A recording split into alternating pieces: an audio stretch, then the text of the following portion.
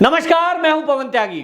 ममता बनर्जी ने चुनाव आयोग से गुहार लगाई है कि वो जल्द ही उपचुनाव करवाएं, और वो इसलिए क्योंकि आप सब जानते हैं कि ममता बनर्जी नंदीग्राम से खड़ी हुई थी चुनाव लड़ने के लिए, लेकिन ममता बनर्जी नंदीग्राम की सीट हार गई थी। उसके बाद भी उन्होंने मुख्यमंत्री पद की शपथ ली, और जो ममता बनर्जी है जिसने चुनाव के पहले यह घोषणा कर दी थी कि यदि मैं नंदीग्राम हारती हूं शुभेंदु अधिकारी के सामने तो मैं राजनीति में नहीं आऊंगी, वही ममता बनर्जी हारने के बावजूद अपनी जुबान से पलट गई और मुख्यमंत्री पद की शपथ ली। लेकिन जैसा कि कानून है, जैसा कि चुनाव आयोग का कानून है कि यदि कोई भी व्यक्ति मुख्यमंत्री बनता है और वो किसी भी विधानसभा की सीट से 6 महीने के अंदर अंदर चुनाव जीतकर नहीं आता है तो उसको मुख्यमंत्री पद से इस्तीफा देना पड़ेगा। अब इस नियम के तहत वो समय आ गया है निकट, जो 6 महीने पूरे होने जा रहे हैं। ममता बनर्जी अभी तक विधानसभा की सदस्य नहीं है, और इसलिए ममता बनर्जी को याद आया कि वो चुनाव आयोग से आग्रह करे कि चुनाव हो ताकि वो जीतकर भवानीपुर सीट से विधायक बन सके। तो आपको बताएं, भवानीपुर सीट जो है वो परंपरागत सीट ममता बनर्जी की थी। शोभन देव वहां से चुनाव लड़े थे क्योंकि ममता बनर्जी नंदीग्राम से लड़ी थी, तो शोभन देव चुनाव जीत गए। लेकिन उन्होंने जीतने के बावजूद भी ममता बनर्जी के लिए वो सीट खाली करी और इस्तीफा दे दिया कि दीदी आप यहां से चुनाव लड़ लो। लेकिन अभी कोरोना की जो स्थिति पश्चिम बंगाल में है वो देखने में आ रहा है कि लगभग 800 केस पर डे पश्चिम बंगाल से देखने को मिल रहे हैं, और इसी कारण ममता बनर्जी का डिसीजन है कि वहां जो पाबंदियां अभी तक जुलाई में खत्म हो जानी थी उनको अभी अगस्त का एंड आ गया है, लेकिन ममता बनर्जी ने वो पाबंदियां अभी भी हटाई नहीं है। यानी खुद ममता बनर्जी ये मानती है कि पश्चिम बंगाल के अंदर कोरोना के केस आए दिन बढ़ते जा रहे हैं, और 800 के लगभग संख्या होना प्रतिदिन ये एक बड़ी संख्या है जो बहुत बड़ा विस्फोट कोरोना का पश्चिम बंगाल में कर सकती है। और आपको बताएं, ये जो स्थिति है, इस स्थिति पर दिलीप घोष जो कि बीजेपी के अध्यक्ष हैं, उन्होंने भी टिप्पणी की कि ममता बनर्जी एक तरफ तो उनकी जो यात्रा है बीजेपी की शहीद सम्मान यात्रा, उसको ये कहकर रोक रही है कि कोरोना के केस बढ़ जाएंगे, कोरोना के केस बढ़ रहे हैं तो उसको रोक रही है, दूसरी तरफ चुनाव को कराने के लिए कह रही हैं। और ऐसे में चुनाव आयोग कैसे इसको अनुमति दे सकता है, इस पर आपको यह भी बताएं कि जब चुनाव थे मार्च अप्रैल के महीने में पश्चिम बंगाल में, उस समय जब कोरोना के केस बढ़े तो मद्रास हाई कोर्ट ने एक तल्ख टिप्पणी चुनाव आयोग के लिए की थी, और उन्होंने कहा कि जो केस बढ़ रहे हैं आज की डेट में उसके लिए जिम्मेदार यदि कोई है तो वो चुनाव आयोग है, और जो लोग मर रहे हैं क्या चुनाव आयोग के खिलाफ उनकी जिम्मेदारी तय करते हुए चुनाव आयोग के खिलाफ फांसी की सजा यानी फांसी का केस चलाया जाए। ऐसी तल्ख टिप्पणी की थी चुनाव आयोग के विरुद्ध, और यह कहा था कि चुनाव आयोग के गलत फैसले की वजह से लोग मर रहे हैं। ऐसे में पश्चिम बंगाल का चुनाव आयोग हाई कोर्ट की उस टिप्पणी के बाद कैसे ऐसा रिस्क ले सकता है, अपने ऊपर कैसे जिम्मेदारी ले सकता है कि इस स्थिति में वो पश्चिम बंगाल में चुनाव की घोषणा करे, तो सवाल है। और इसलिए पश्चिम बंगाल में अभी तक कोई सुगबुगाहट, कोई ऐसा इशारा चुनाव आयोग की तरफ से नहीं दिया गया है कि चुनाव आगे आने वाले समय में होगा।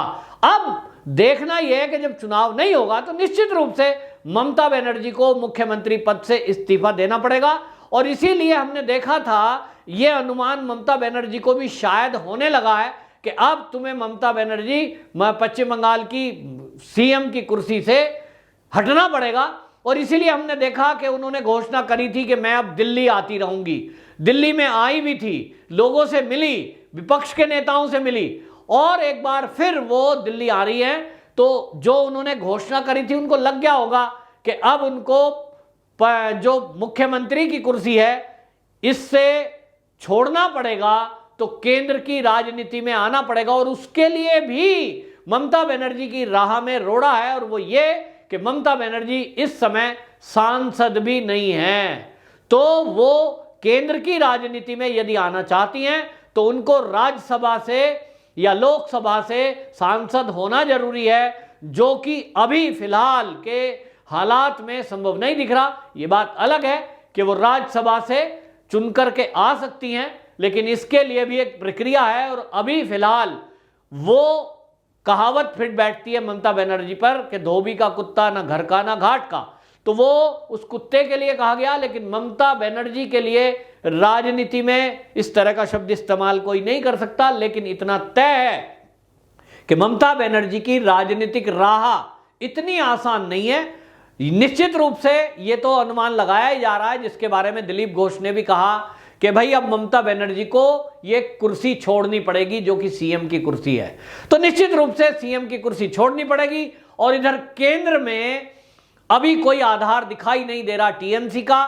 ममता बनर्जी ये सोच रही थी कि जिस तरह से पश्चिम बंगाल में वो जीत कर आई है, शायद वो पीएम का चेहरा बन जाए, और इसलिए विपक्षी दलों की मीटिंग बुलाई थी जिसमें कई दल शामिल नहीं हुए, उसमें कांग्रेस भी शामिल नहीं हुई थी। इसका मतलब निश्चित रूप से कांग्रेस की अपनी डफली, अपना राग अलग बजेगा और केजरीवाल जी अलग चलना चाहते हैं। उनको लगता है मैं सबसे इंटेलिजेंट हूं तो मैं प्रधानमंत्री का चेहरा हूं। सब अपने को इंटेलिजेंट समझ रहे हैं विपक्षी दलों में। शरद पवार अलग, उनके बारे में संजय राउत कह चुके हैं कि यदि कोई राजनीति में विपक्षी दलों में कोई चेहरा पीएम का है तो वो शरद पवार है। यानी जितने दल उतने ही प्रधानमंत्री के दावेदार, सब अपने अपने को आगे चलकर प्रोजेक्ट करेंगे। ऐसे में ममता बनर्जी की केंद्र के इस गठबंधन में कोई रोल हो पाएगा, ये भी एक असमंजस है। ममता बनर्जी को कोई अपना नेता मानेगा, ये भी असमंजस है, क्योंकि ममता बनर्जी के विवादित बयान यदा कदा आते रहते हैं। और ममता बनर्जी वो लीडर है जो रोहिंग्या और बांग्लादेशी घुसपैठ कराने में उनके ऊपर आरोप है कि सबसे ज्यादा घुसपैठ और कहीं अगर हुई है तो वो पश्चिम बंगाल में हुई है। और ममता बनर्जी वो लीडर भी है जिसने एक तरह से मैं कहूं कि हिंदू विरोधी फैसला दिया था, और उन्होंने कहा था कि मैं यदि सत्ता में, मैं मतलब वो तो थी मुख्यमंत्री, उन्होंने कहा कि हमारी सरकार में हमारे रहते हुए सीए इस राज्य में लागू नहीं होगा। इसको लेकर भी एक विवाद है, क्योंकि इस समय जो अफगानिस्तान की स्थितियां बदली हैं उसमें हिंदुओं को केवल और कोई देश नहीं दिखाई दे रहा है, केवल और केवल भारत दिखाई देता है जो उनको संरक्षण दे सकता है, सुरक्षित रख सकता है। उनकी इज्जत आबरू को बचाने में वो भारत की भूमि को मानते हैं कि सबसे ज्यादा सुरक्षित है। ऐसे में ममता बनर्जी का वो प्रस्ताव पास करना और वो घोषणा, ऐसे में भवानीपुर की सीट से उनका चुनाव लड़ना, तो हालात बदले हुए हैं। निश्चित रूप से उनको एक झटका तो बीजेपी जरूर देगी। लेकिन जहां तक आज के कोरोना के हालात हैं पश्चिम बंगाल के, वो जरूर ये बता रहे हैं कि आगे आने वाले दिनों में कोरोना के केस और तेजी से बढ़ेंगे। और हमने ये देखा भी था कि जब चुनाव हुए थे पश्चिम बंगाल में, उसके बाद कोरोना का एकदम विस्फोट हुआ था, बहुत लोगों की मौत हुई थी, बिल्कुल हाहाकार मचा हुआ था। उस समय ममता बनर्जी एक ऐसी राजनेता थी जिसने ये आरोप लगाया था कि ये जो कोरोना फैला है पश्चिम बंगाल में, इसके लिए बीजेपी जिम्मेदार है, क्योंकि बीजेपी के लीडर जो यहां आए इनकी वजह से कोरोना फैला, इनकी रैलियों से कोरोना फैला। तो ममता बनर्जी ने उस समय बीजेपी पर यह आरोप लगाया था। लेकिन आज ममता बनर्जी अगर खुद चुनाव के लिए तैयार अपने आप को कर रही है और वो चुनाव आयोग से कह रही है कि आज की डेट में चुनाव कराओ, तो मेरे ख्याल में तो स्थिति उस समय के चुनाव से आज ज्यादा भयंकर है। क्योंकि आप देखिए पश्चिम बंगाल वो राज्य है जहां हमने देखा कि फर्जी वैक्सीन हो रही थी, फर्जी वैक्सीनेशन कराया जा रहा था, लोग नकली वैक्सीन लगा रहे थे और वो सेंटर सरकार की नाक के नीचे यानी कोलकाता में ही चल रहा था। तो जिस राज्य में वैक्सीनेशन प्रोग्राम ही फ्रॉड हुए हों, फर्जी वैक्सीन लगाई गई हो, ऐसे में लोगों की जान की रक्षा कैसे होगी, ये भी एक बड़ा सवाल है। और जिस तरह की जो वहां पर स्वास्थ्य सेवाएं हैं पश्चिम बंगाल में, उस पर भी एक सवालिया निशान है कि ममता बनर्जी को यदि चोट लगती है, साधारण सी पैर में लगी हुई चोट का इलाज करने के लिए भी 150 किलोमीटर दूर ममता बनर्जी को चलना पड़ता है। तो पश्चिम बंगाल की जो स्वास्थ्य सेवाएं हैं वो भी लचर हैं। इसके कारण लोग केवल और केवल अपने बचाव के लिए लॉकडाउन और जो बंदिशें लगी हुई हैं उसके कारण ही थोड़े बहुत बचे हुए हैं। और इसलिए ये लोगों का कहना है, एक्सपर्ट्स का, कि चुनाव आयोग इस कंडीशन में कभी भी चुनाव की परमिशन नहीं देगा, और अगर परमिशन नहीं मिलती है तो निश्चित रूप से ममता बनर्जी को सीएम पद से इस्तीफा देना पड़ेगा। वंदे मातरम।